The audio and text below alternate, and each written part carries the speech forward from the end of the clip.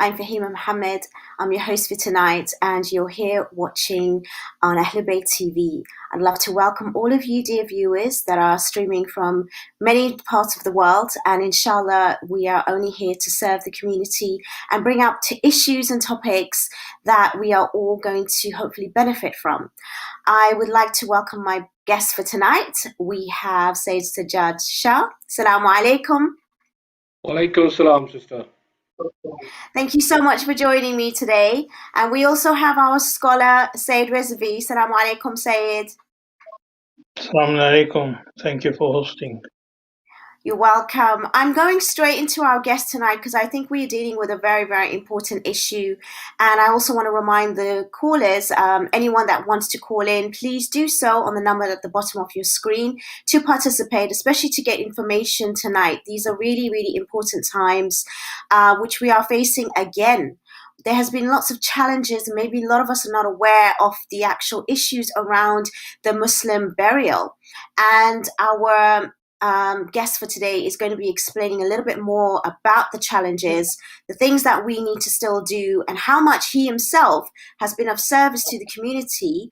And firstly, just quickly, say to Sajad, can you please just quickly explain? I know you do so many things, but amongst that, you do sort of help with the funerals and directions, and even helping with the service and, you know, assisting others learn. So can you give me a brief introduction about the section of the funerals that you deal with regards to Muslim burial? Sure. First of all, thank you for having me on this show. I really appreciate that. What I'm about to discuss is a very important topic, especially with the current climate. And just to give you a little brief about my background and how I came into funeral services, and now has become very much a passion of mine, in a way that I feel that somebody needed to step up and take control to help our communities who are struggling to get their loved ones released from hospitals and arrange the funerals of their loved ones in a sort of respectful manner and give them a respectful burial. Back in about four or 5 years ago, the refugee crisis that unfolded on the island of Greece, where me and Ghravi we both together protested and against the potential burning of bodies of Muslims on the Greek islands, because there were so many bodies piling up. And we collectively protested and managed to get an historical achievement done of having a graveyard, and started to give our Muslim brothers and sisters a respectful ghusl, kafan and burial on that island. And that's how I was naturally brought into this and drafted in at Masjid Ali in Luton to taking charge of the funeral services as head of funeral services here at Masjid Ali. Where we had on average about 5 to 10, and in recent years up to 20 funerals a year. But come March 2020, pandemic, as it unfolded across the world and entered into the UK, I was ill myself at the time, and my funeral team were getting calls, not just from Luton community who were passing away from COVID, but from all around London. Was really, really concerning, the number of calls that were coming in. And the calls were coming in from Wales, from Dagenham, from Newport. And I was thinking, while I was very, very ill at home still, that how are we going to manage this? And what is actually going on? Very, very quickly, I established from the Ulema and the centers who I was in contact with, that the centers had all shut down. And the challenge that the committees of these respective centres were having were the conditions that the government was imposing at the time about social distancing. So one of the biggest challenges we had, and our executive committee at the time, were asking our funeral team on how we're going to manage not just people who are passing away of natural causes, but COVID, and were we prepared? Luckily, I'd done my research and in touch with ulama and representatives of Marja Taqleed on how to conduct funerals, ghusl, full ghusl for those who had passed away with COVID. Initially, the guidelines were very, very sketchy, but as more and more information came through, we established a very robust process on protecting ourselves, our loved ones, and the loved ones of the deceased, for them to see the face of their loved one who passed away, in a controlled method, in order to have and not to spread the virus amongst those conducting the funeral and the families and our own families as we went home every evening to our own families. So eventually we convinced our executive committee to allow the masjid to remain open for funeral services and that we would take full control and responsibility.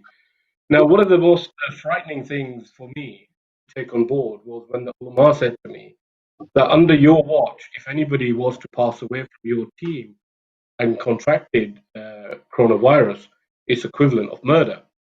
And Wow. I thought, oh my God, and that was a big challenge for me and a huge responsibility that I took upon my shoulders and my family. And Alhamdulillah, I believe that while we were conducting these ghusls and the bodies that were coming in, sometimes 2, 3 a day, we felt the presence of Imam Zaman. I feel that under that guidance and under that strength and the spirit that our team had, especially our ladies team as well, which we collated with Sister Taira and Alima Mustajab Zahra, Alhamdulillah. They both collaborated together and joined forces together to conduct the funerals of women and the young men who came forward, who we ran workshop classes, emergency workshop classes, and trained them and had teams of 5 to. And to be honest, it's a good opportunity for me to give a big shout out and loud salawat for that team who courageously stepped forward at the time when nobody would at the time. Wow, it's absolutely amazing what you've just said, and it's just blown me away. And I just want to say thank you so much for actually being here. It's actually a pleasure for all of us to listen to everything that you've just said so far and the extent and the seriousness, because a lot of us have all these doubts, but you are actually in the front line and putting yourself with your team out there. And a lot of us will have this as to what's happening, but you've actually witnessed the bodies, you've witnessed people that are actually have passed away sadly from these sort of viruses that people are still doing lots of conspiracy theories about, and we've got some few sort of things that are up which you have sent to me. Could you maybe explain as to what has been shown at the moment with regards to, well, it's basically telling us that, how you have actually put on, the sort of taking the measures for the PPEs and how you've sort of shielded and taken the steps forward in order to protect yourself. When you mentioned before, though, Syed, that it was your responsibility if anyone in your team was to pass away, could you explain a little bit more about that? Because I'm not quite understanding as to why that is. Is it because that you weren't allowed and you took it on your own hands? It was the responsibility that if I did not conduct the funerals according to the guidelines of the government and our marja taqleed, and if I was negligent in that fact, and somebody was to pass away in my team or contracted it because of my negligence, because I was, as you know, I was the head of the funeral team. Now, what you're seeing here is the all-important donning and doffing procedure, which came about quite late. This came about I believe, round about May, June time. But in March and February, when the bodies were coming in 2, 3 at a time, we on those early months, we only had the very basics of PPE equipment at the time. And that was things like masks, gloves. At that time, hazmat suits, we had very flimsy ones. And then came the guidelines. The more research had been done, one by the government and 2 by our marja lead representatives, that the types of equipment that we required, and then we received videos from our ulama. And then we had meetings with our ulama. Majlis Ulama Shia, alhamdulillah, led a lot of these meetings. And a lot of credit must go to Hujjat Burial Services, who spearheaded this. And between us and Hujjat Burial, who were the only funeral service teams open around the M25 corridor and beyond north here. that they led, and we joined forces together to share the workload. And that's where the whole notion came about opening up a state-of-the-art funeral service somewhere in central London, which I'm championing, to alleviate the burden on Masjid Ali funeral services and Hujjat burial services. Because I was very, very surprised to learn that Meadowvale didn't even have a funeral service facility. And that's why a lot of the Iranians, unfortunately, were passing away. We was picking up their bodies as well, Iraqis included. Now, we gathered this information over a period of 3 months, very, very quickly, and put into place, and also spread this across not just the UK but the world. And when I say the world, I received a call just after Fajr prayers from a young man in Indian-controlled Kashmir. And he was crying over the phone and saying, "Brother, I heard that you are doing funerals, full ghusl funerals for those who have passed away of COVID. Could you explain how you're doing this so we can put in an application to the local government here, because we're having to bury our loved ones without ghusl and kafan?" So I gladly disclosed this information to them in the hope that the government there locally in India, control Kashmir, could understand that here in the UK that we are implementing a robust system to protect ourselves, our families, and to conduct funerals in a respectful way. Thank you so much for even sending out that information, which everyone can see the work and effort that you put in. And I have given you the extra time to explain, because it's really important that we do get this information. I'd like to come to you now, Syed Rizvi, with regards to this issue. How is it from your experience with regards to the beginning of the pandemic and the Muslim burial? And are there any special differences now when burying the body? And is it okay? And are people not even aware that this is actually happening? And what are the steps that we need to be taking forward and understanding with our sort of Muslim burial at the moment? Yeah, Bismillah ar-Rahman ar-Rahim. I'm a member of the advisory service for COVID-19 burial service, and which has members from all over UK, many ulama and people who are actively taking part in the burial services. At the beginning of COVID-19, even countries like Iran had problem. I mean, they were suddenly forced to deal with such cases. And I remember one of my very close friend, Hadi Khosrow Shahi. He was one of the great scholars who became victim of the COVID-19 and died. Apparently, his body was buried without ghusl and kafan. This is what I was told. So even in Iran, they had problem at the beginning. Then quickly, some ulama and students of Hawza Ilmiya took the responsibility and spoke to them, some professionals, and this PPI cloth and code of dress was established. And Alhamdulillah, recently we have heard that all the COVID-19 funerals are taking place with ghusl and kafan, and salat mayyat is being recited for them as well, although there are restrictions on how many people can attend, and that's any kind of thing in UK. Yeah, it was a tough, and it is still it was a big responsibility at Islamic Centre of England in Maida Vale. They provided money for the coffins, and lots of coffins were prepared. And Alhamdulillah, they distributed the country from different sources. At the first round of lockdown, we didn't have many casualties, but I'm hearing now at this latest lockdown, there are more people, although majority of those who are dying are elderly and who had an ongoing illness from before. So definitely it is a challenge, and we need to train and educate our youngsters and future generation, because Islamic teachings, this is wajib kifai. If nobody does it, every member of our community will be held responsible for not doing the funeral.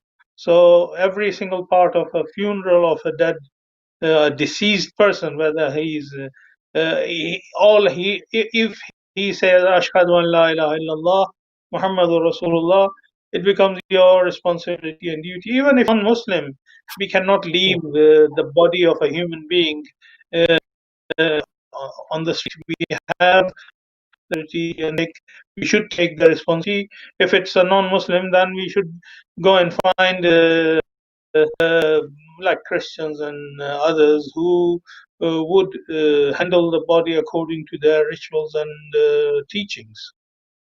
Yes, of course. Thank you for that information. It's really worrying as to how it all started, and inshallah, we only continue to strive to actually take this responsibility so that we can actually have the Muslim burials done in the correct manner. And the other thing I want to come to you, which is slightly different, is that I understand that there is now the service which is running. Obviously, there are still more improvements to be made and a lot more to be done in order to increase the capacity and its usage. But what about the psychological sort of help, the counseling? Because normally, especially with our Muslim communities, when there's a death, when there's a burial, we have lots of people around us to help us to make sure that we have that support system. But we are very limited, obviously, with the numbers. We cannot have that. I've heard of personally stories where, young children have lost their parents and they don't have people to talk to turn to, not even their own family members as much are allowed. And we normally rely on that as part of the grieving process. What is it? Is that anything that you are seeing towards Sayyid Sajad, or is that something more that we need to consider as well? Well, over this period, to be honest, I became a sort of like a trauma consultant myself for many of the bereaved families who didn't have anybody to turn to. One of the prime examples I just want to give before that we did do a non-Muslim burial, where unfortunately, not mentioning any funeral service name, the body was there for over 3 weeks, and we was requested by that family to get the body released from the particular funeral service because they was being charged a fortune. And and I recall one of the sisters was saying that by the time I get my brother released from that funeral service, we're not going to have any asset, any asset left to or state to share. Now, Alhamdulillah, our funeral team, we agreed to do free funerals for non-Muslims and free funerals for those who couldn't genuinely afford to do funerals by checking the status with their finances, and for orphans as well. We did do many orphan funerals as well. And when I say orphans, these are adults who didn't have anybody here in the country for them. And one of the prime examples was a young Afghan, a young man who had passed away of COVID.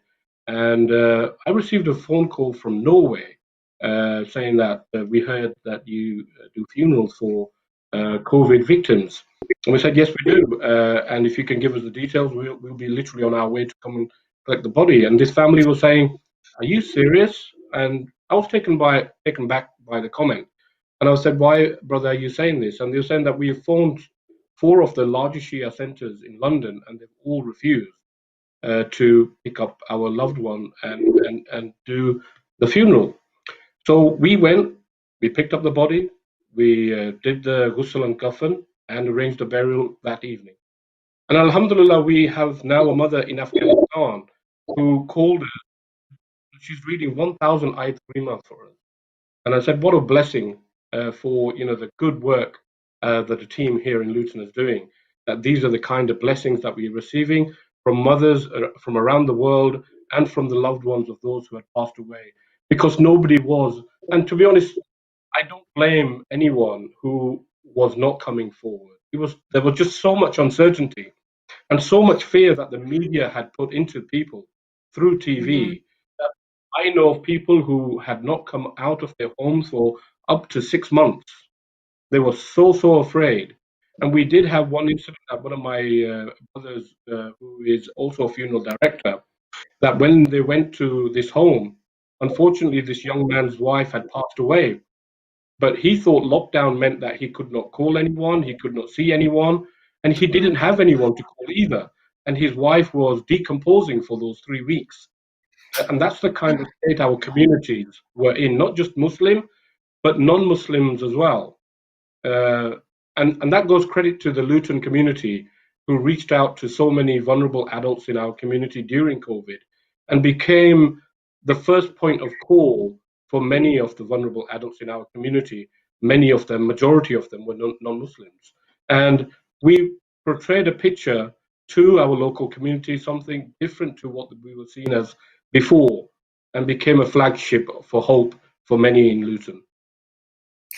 Thank you. Again, I'm so blown away by the responsibility and sort of, the areas that you cover, and especially giving all that hope and that help and assistance when you're not even, needing to. And it's really, really, really inspiring. And inshallah, you are blessed more than even anyone can imagine for what you're doing as well as your team. Sayed, when it comes to refusing for the burial, and especially when it comes to money, if people don't have that, what are the options and what is the actual guidelines on that?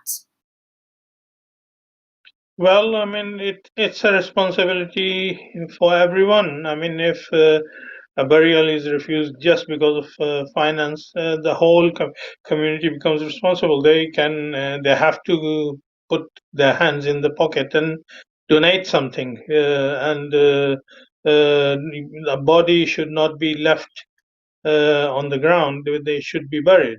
Alhamdulillah, I mean, when I arrived in UK, there were very few ulama and scholars, and there were very few places where the funeral and burial used to take place. And I used to be in West London, and there were 2 or 3 graveyards. One in Woking, other one was in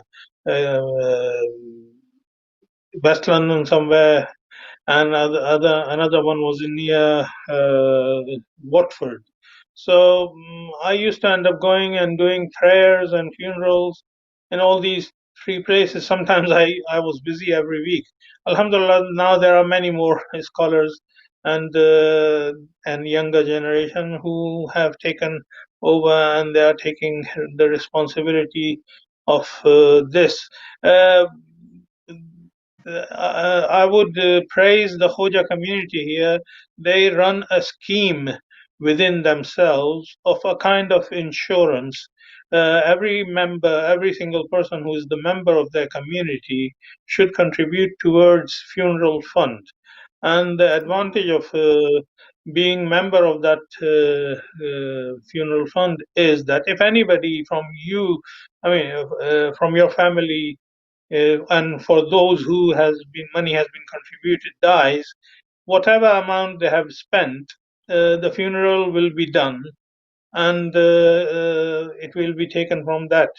And if somebody lives 50 years after joining the funeral fund, he has, if he has not used the money for himself, he has at least gained sawab of taking the responsibility of the burial of someone else who could not afford it. So I think we need to run such schemes. I have traveled a lot in around the world, and I've been to countries where Muslim bodies are buried in non-Muslim graveyards, and there was no one to wash or do the funeral for them, and they had been left. Their bodies had been left like that. And it is about the time that we should establish an international body for Mm-hmm. this. And I know some businessmen who were willing to only contribute funds for this, and they were willing to run similar schemes in any part of the world where Muslims are living as minority. That's That's a amazing. very I good didn't even point. know. Yeah, it's a very good point. And what I wanted to quickly just say is that it just shows when we have investment for the future, we need to also consider our investment for the hereafter, and we need to plan that. And that's part of the scheme, and we do need to collaborate together to do that. It's really important, and that's why the show is really important. It's giving so many ideas out there. What more do we need to do, Said Sajad, though, even though we are at the stage that we're at? Okay, one of the things that I would like to showcase is the funeral service that we've developed here at Masjid Ali. In a center that you'll hear this a lot from Masjid Ali of the vision that we established here about the state-of-the-art revenue generating center that's going to house many institutions of education, sport facilities, which are developing here at Masjid Ali. Funeral services, as we put Masjid Ali back onto the map because of reaching out to so many people across the UK and offering our services. And we have a very modern, up-to-date facility. And I would like to thank all of the community, not just the national, the local. I would like to thank the local and national and international community, where we made an appeal for a funeral ambulance to pick up bodies from all the hospitals. And the reason for that is our one unfortunately broke down and on the motorway, and my drivers at the time were driving at 20 miles per hour on the hard shoulder to bring back a body, and thankfully that vehicle, didn't break down. It would have been hugely embarrassment for us. I made a promise to myself after that day that we will never ever be in this situation, that we will have third-rate equipment to do such an important service. We made an appeal, and a brother from our community phoned and said, Brother Sajad, what's going on? You normally raise thousands and thousands in a few weeks. What's going on here? And I said, brother, I can't do the ghusl of community and do fundraising at the same time. And he said, so what's the shortfall? And I said, £26,000. And he said, give me your account details. And next day he put £26,000 into the account and gave £4,000 for the coffins that we were shortage of as well. My point is there are so many great people out there who are willing to fund services like this. And that's one of the reasons why I stepped forward and said to the Ulema, Shia, and our Khoja brothers that what I would like to establish with your support and your du'as is not just a funeral service located centrally in London, but across the country where they are independent of centres which can run independently, provide the same level of support that Masjid Ali has led from the front and Hujjat burial services. That is very true. Go ahead, Syed. I would like to add a point here. Brother was right that we have big centers in London, but none of them provide this service. And they are just big for calling themselves big. Unfortunately, none of the Iranian or Iraqi centers provide funeral service. They think that it is something below their standard, which is wrong, and we should complain to them, and we should ask them. They have the duty to support and provide. If they are afraid to have funeral services at their center, at least support the brother to run independent funeral services outside the centers, because apparently in Iraqi and Iranian community, I don't know why, for what reason, washing a dead body is considered as a dirty job. In Islamic teaching, it is considered as a very rewardable job. We should not leave the body unwashed and without funeral. And that's a very, very good point. Goes to all Iranian and Arab centers. They are not doing their responsibility and dumping the responsibility on Khojas and Indian and Pakistanis. Well, hopefully, Aga, through this process, I believe I've reached out to many of the Iranian and Iraqi communities and Kuwaiti communities. Now, unfortunately, we had some stats that we released in the last meeting. The highest number of deaths were in the Iraqi community. Yes. Which was really, really unfortunate. And then second came the Pakistani Indian community, and then the Iranian community as well. My brother who runs the funeral services up in Birmingham, unfortunately, they've had to deal with 8,000 deaths, which is the largest number in the country of a town or city. and they have approximately 3 to 4 burials a day. Thankfully, here in Luton, that number has slowed down considerably. But I will say what I was saying to the community of Moulana Ali Raza Rizvi in the meetings that we held was I find it very difficult to ask for donations from the loved ones, the people, the families who have just had a bereavement. But what I did say is that to the ulama of those centers who are managing their communities was at least you can send out a message to your communities that if we're picking up bodies from your community, the least your community can do is to donate towards the facilities that we have, not just at Masjid Ali, but all the other centers who do have, a service or a service that is developing, and help those communities to develop and train. And what I did during that period, Agha, I took the responsibility, which my wife wasn't too happy about, to train 70 of those centers. And Alhamdulillah, they've started, and starting with Milton Keynes Center, Zainabiyya Trust, who I work with, President there, Brother Mehboob, and the centers out in Crawley, who have started communication, and I'm willing to reach out with Alima Mustajab Zahra, who has got a number of Alimas who are ready to join forces and go out there and train the ladies and the men of those respective communities. So that's what we're here for. I thought I'd like to give out the message that if there's anybody watching out there and you feel that your community needs help with this, we're willing to come out, run workshops, have Zoom calls, video calls, and provide you the equipment required that we have set up here at Masjid Ali Luton. That is so brilliant. I think this information and this show has become a really important point, especially for what we're actually going through right now. Do you feel that maybe some of the centers don't have the actual facilities for the funeral services, and what would we sort of like advise in those sort of circumstances? Well, there's two things here. There's two things here, sister. One is the facilities, or the ones who do have the facilities that do not, and we're not going to mention those towns because it's embarrassing for them. They do not have anybody who's trained on how to do Ghusl Mayyit, which is really, really sad. So what I've done for those communities is for them to reach out to us, that we will run those workshops, the ones that we run here in Luton.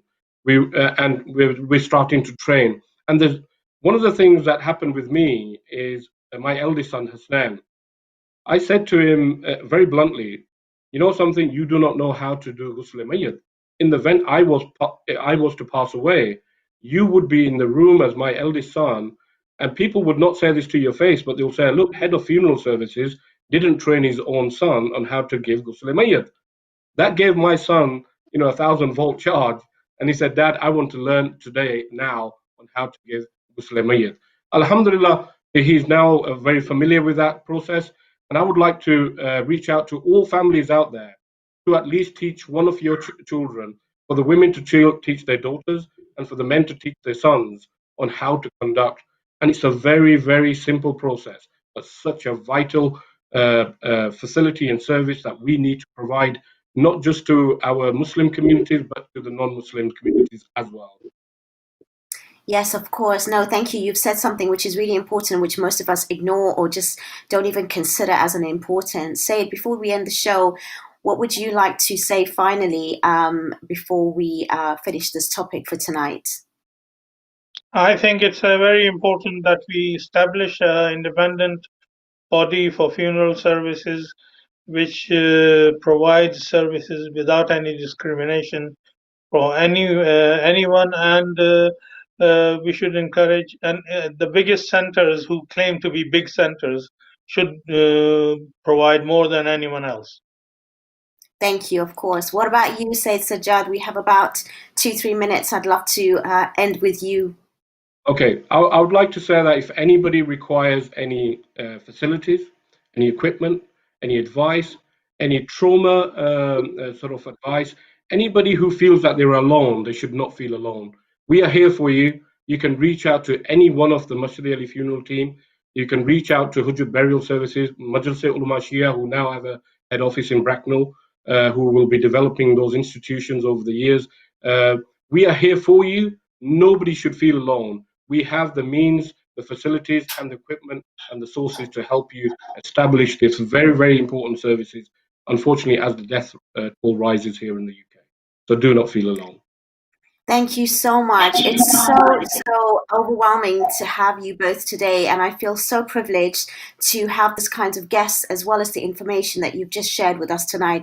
Thank you so much, and inshallah, I will have you back again because I know you have many areas of work, Sayyid Sajad, that you are involved in, and inshallah, we will collaborate again. Thank you so much, Sayyid Razavi, and thank you so much, Sayyid Sajad. Thank you so much, for, viewers, for watching and listening, and I hope that you've taken away even half as much as what I have tonight, because it's an absolute amazing opportunity for us to reconsider, especially in this during these times, as to what is our responsibility. What is it that we have to owe, not just to ourselves, but the community? How do we see each other? I've been raising topics every week, and there's for a reason, so that we can have transformation and change only for our future. Don't think that if it's not going to knock on your door tonight, it may not knock again. And it is inevitable at some point in life that we are going to have, these sort of services that we require, these sort of, responsibilities that we have to answer for as well.